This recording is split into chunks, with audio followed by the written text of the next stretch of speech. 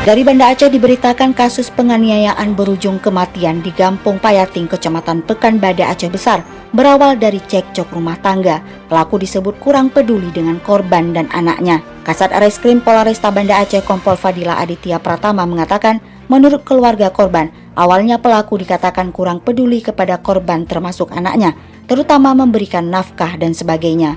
Penganiayaan yang menewaskan SR 44 tahun seorang ibu rumah tangga berawal saat korban dan pelaku berinisial FA 50 tahun cekcok pada Selasa 11 Juni 2024. Cekcok antar pasangan suami istri tersebut bukan kali pertama. Pasangan ini kerap cekcok terkait masalah rumah tangga, namun emosi pelaku masih bisa terkendali.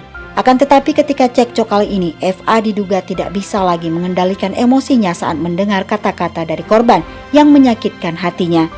Sehingga ketika itu pelaku menganiaya istrinya tersebut yang kini telah meninggal. Korban SR meninggal dunia di Rumah Sakit Umum Zainal Abidin pada Kamis 13 Juni 2024.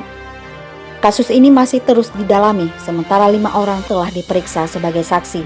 Pelaku FA dalam kasus ini dijerat dengan pasal 351 ayat 3 KUHP tentang penganiayaan berat yang mengakibatkan hilangnya nyawa seseorang dan ancaman pidana yakni 7 tahun penjara.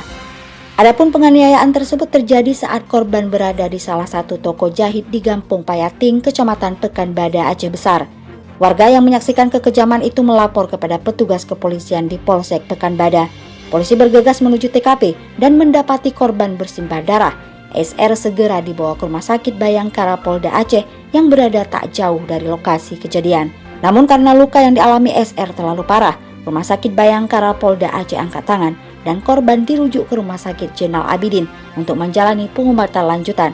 Namun sayang, nyawa korban tidak dapat tertolong.